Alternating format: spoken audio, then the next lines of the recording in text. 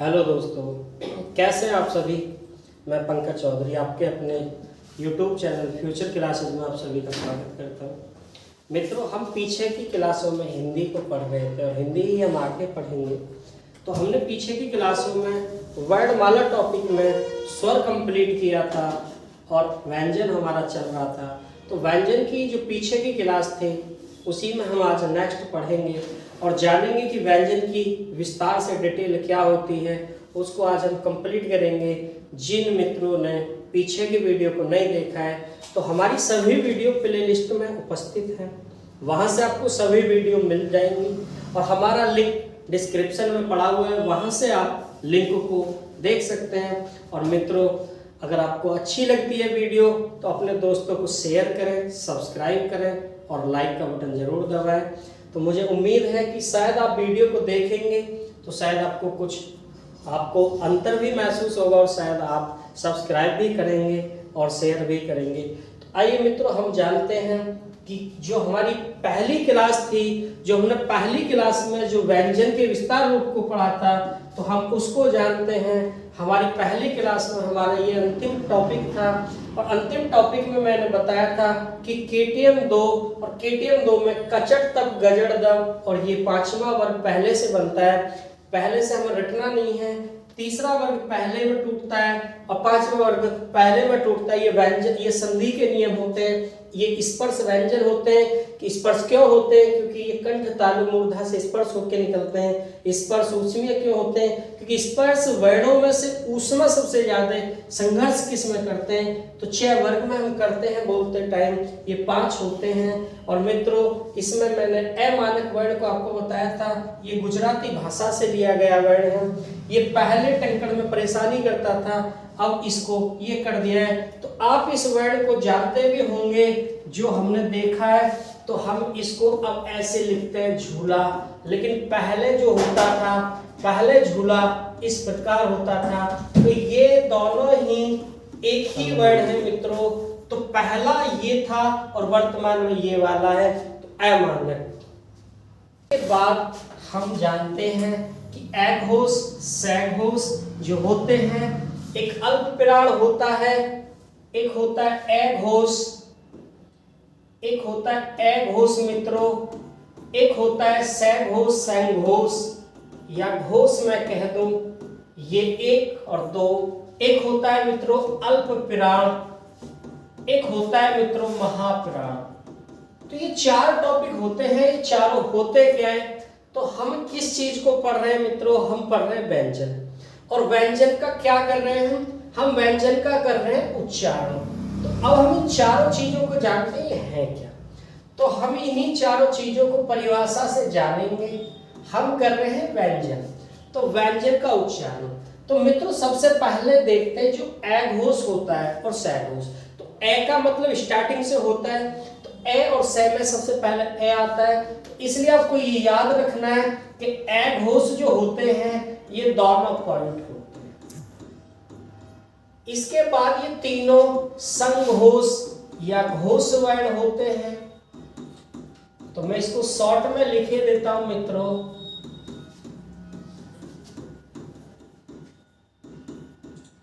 ये होते हैं।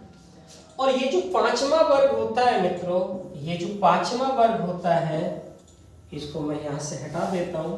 ये जो हमारा 5वां वर्ग है, इस 5वें वर्ग को देखते हैं। ये जो 5वां वर्ग है, इसको हम पंचमाक्षर या नासिक्य के नाम से भी हम जानते हैं। पंचमाक्षर या नासिक्य के नाम से भी हम जानते हैं। नासिक्य के नाम से क्यों जानते हैं? यहाँ से क्वेश्चन भी पूछता है।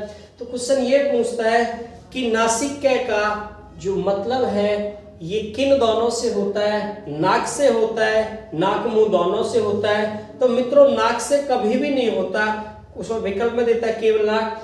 तो नाक से तो तब होगा तब आप मुंह से बोलेंगे। तो इसका मतलब नाक व मुंह दोनों क्यों होता है? आप मित्रों, जब आप इसको बोलेंगे तो आप नाक बंद करके आप प्रैक्टिकली करें। तो आप इन दोनों को नाक बंद करके बोलें। तो आप नाक बंद करके जब बोलेंगे तो ये ध्वनि स्पष्ट सुनाई नहीं पड़ती इस पांचवें वर्ग की। इनको बोलने में हमारी नाक के द्वारा श्वास भी निकलता है, इसलिए मुंह और नाक दोनों से इसका संबंध होता है नासिक्य का, इसीलिए इसके नासिक्य कहा जाता है। और पंचमा अक्षर इसलिए कहा जाता है क्योंकि पांचवें वर्ग में ये उपस्थित होता है। तो इसमें आगे मित्रों अघोष, सघोष, अल्प प्राण, महाप्राण होता है। तो अल्प प्राण महाप्राण में ए से शुरुआत है, तो पहले ए को शुरुआत करते हैं। तो मित्रों यहां से जानते हैं अल्प प्राण, इसमें एक सीधा सीधा है तरीका, अल्प होता है, फिर यहाँ महाप्राण होता है, फिर अल्प प्राण होता है, फिर महाप्राण होता है, महाप्राण और अल्प प्राण। तो आपने देखा मित्रों अल्प महा, अल्प महा, अल्प। तो अगर हम कहें तो अल्प प्राण को अगर हम एक मैथ की काउंटिंग के रूप में जाएं तो पहला, तीसरा और पांचवा जो वर्ग होता है वो अल्प प्राण होता है, और महाप्राण में दूसरा और चौथा वर्ग होता है। आप देखेंगे दूसरे और चौथे वर्ग में महाप्राण है। अब ये होते क्या है अल्प और महाप्राण, अघोष, सघोष?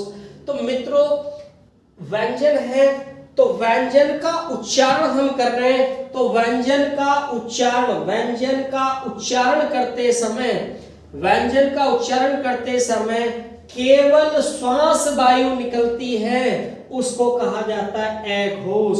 व्यंजनों का उच्चारण करते समय केवल श्वास वायु निकलती है, उसको हम कहते हैं अघोष। और जिन व्यंजनों का उच्चारण करते समय श्वास वायु कम और कमजोर होकर निकलती है, उसको अल्प प्राण कहते हैं।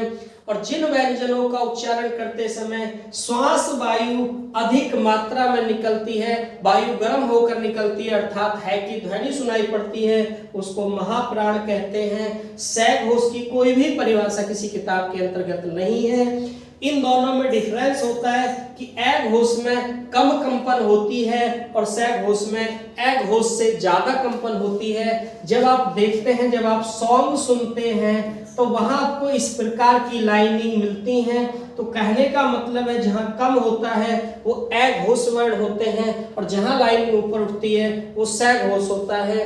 तो इस प्रकार हमने इस टॉपिक को भी जान लिया, अल्प प्राण और महाप्राण की परिभाषा को भी जान लिया, अघोष इसको जान लिया मित्रों।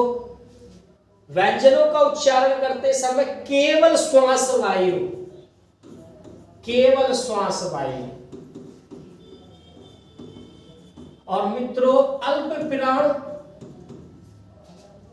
प्राण को जाना, तो देखो अल्प प्राण में अल्प प्लस क्या है प्राण। अल्प का मतलब थोड़ा अर्थात कम, थोड़ा कह दूं या कम कह दूं, कम। और प्राण, जिसमें प्राण का मतलब श्वास वायु, जिसमें कम श्वास वायु निकलती है वो अल्प प्राण।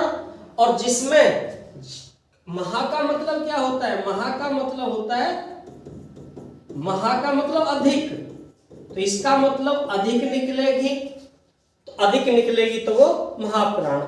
तो जिन व्यंजनों का, क्योंकि व्यंजन पढ़ रहे हैं, व्यंजनों का क्या कर रहे हैं मित्रों उच्चारण, तो जिन व्यंजनों का उच्चारण करते समय केवल श्वास वायु निकल जाए अघोष, श्वास वायु कम और कमजोर होकर निकलती है, अल्पप्राण सांस वायु अधिक मात्रा में या है की ध्वनि सुनाई पड़ती है, वो महाप्राण होता है। इसमें नेक्स्ट हम जानते हैं कि और क्या क्या चीजें हैं। इसमें काकल्य वर्ण किसको कहा जाता है, दशमाक्षर किसको कहा जाता है, और अमानक वर्ण किनको कहा जाता है, मानक वर्ण किनको कहा जाता है, उन चीजों को हम जानते हैं मित्रों। इसको देखते हैं। तो इसमें मित्रों डायरेक्ट है काकल्य वर्ण, काकल्य वर्ण। तो मित्रों काकल्य वर्ण जब हम पढ़ते हैं तो इसमें होता है कह। तो काकल्य जब हम बोलते हैं तो हमारी समझ में नहीं आता, तो हम दोबारा क्या कहते हैं, हम कहते हैं कह। दोबारा कह क्या बोला है, तो कह, के और है ये दोनों वर्ण ही काकल्य वर्ण में आते हैं। तो काकल्य वर्ण अगर पूछता है काकल्य, तो याद करने का सबसे आसान तरीका है काकल्य। तो दूसरा आदमी सुन के कहेगा कह, तो के और है दोनों वर्ण होते हैं काकल्य। और मित्रों नेक्स्ट यहां से है ये आपका काकल्य वर्ण है। दूसरा है दशमाक्षर, 10वां अक्षर।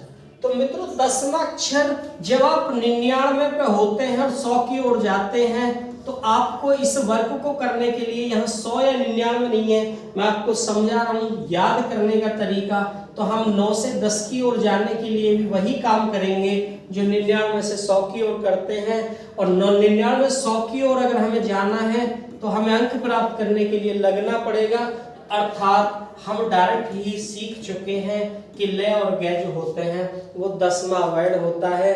और मित्रों अड़े जो होता है इसको नए में लिखा जाता है। जब आप संधि पढ़ेंगे तो वहां आप अड़े को भी रूप में बदलेंगे। जिस प्रकार प्रमाण शब्द है जब आप संधि करेंगे तो प्रे प्लस मान लिखेंगे, वह इस अड़े को नए में बदलेंगे। तो ये अड़े जो नए में बदली जाती है ये किस भाषा में बदली जाती है? तो ये मित्रों जो भाषा में बदली जाती है ये अवधी भाषा में बदली जाती है।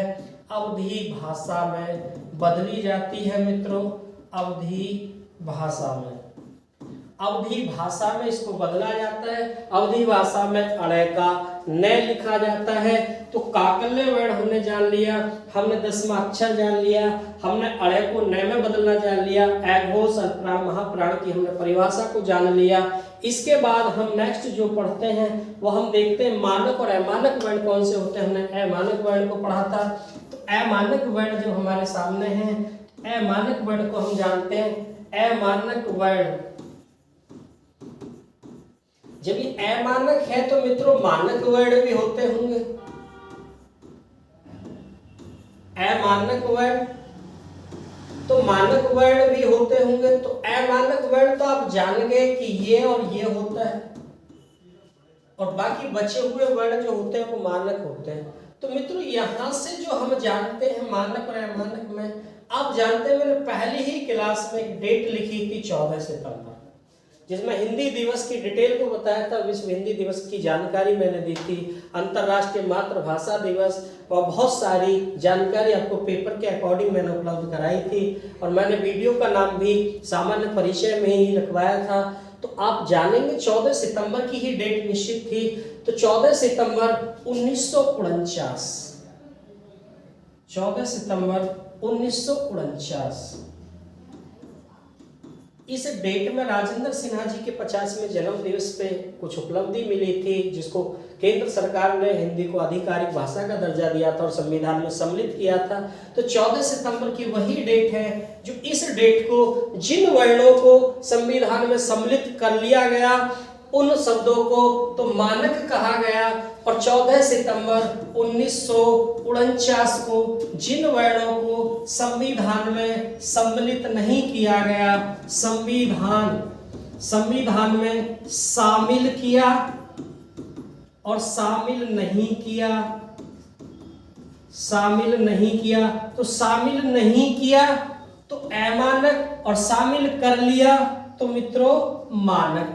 तो शामिल नहीं किया, आप जानते शामिल नहीं किया तो अमानक और शामिल कर लिया इस डेट को संविधान में तो मानक वर्ण होते हैं। तो अमानक और मानक वर्ण के बारे में भी मित्रों आप जान चुके हैं।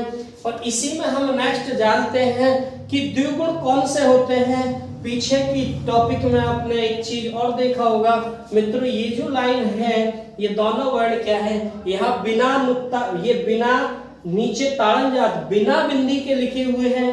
तो यहां से हम उठाते हैं इनको बिंदी की ओर लेके चलते हैं। तो ये बिंदी की ओर जब हम चलते हैं तो इन दोनों को देखते हैं, ये दोनों वर्ण हैं और इन दोनों वर्णों में हम बिंदी नीचे प्रयोग करते हैं। और इनको क्या कहा जाता है, इसको डे और इसको ढे कहा जाता है, लेकिन बिंदी लगने के बाद इसको डा और ढा कहा जाता है। तो इस प्रकार ये दोनों ऐसे लगते हैं जैसे हम जबरदस्ती इसको फेंक रहे हो। तो इनको नाम दिया जाता है मित्रों, बहुत इंपॉर्टेंट क्वेश्चन है, उत्क्षिप्त, उत्क्षिप्त या द्विगुण या ताड़नजात या इसको हम कहते हैं फेंका हुआ। तो मित्रों फेंका हुआ आप जान ही रहे हैं, डे और ढा ऐसा लगता है जैसे हम फेंक रहे हो, निकाल के फेंक रहे हो। तो इन दोनों को उत्क्षिप्त, द्विगुण, ताड़नजात के नाम से भी जाना जाता है। ये दो वर्ड होते हैं मित्रों। और नेक्स्ट इसी में हम अंतस्थ व्यंजन को पढ़ेंगे और उसमें व्यंजन को पढ़ेंगे, संयुक्त व्यंजन को हम पढ़ेंगे।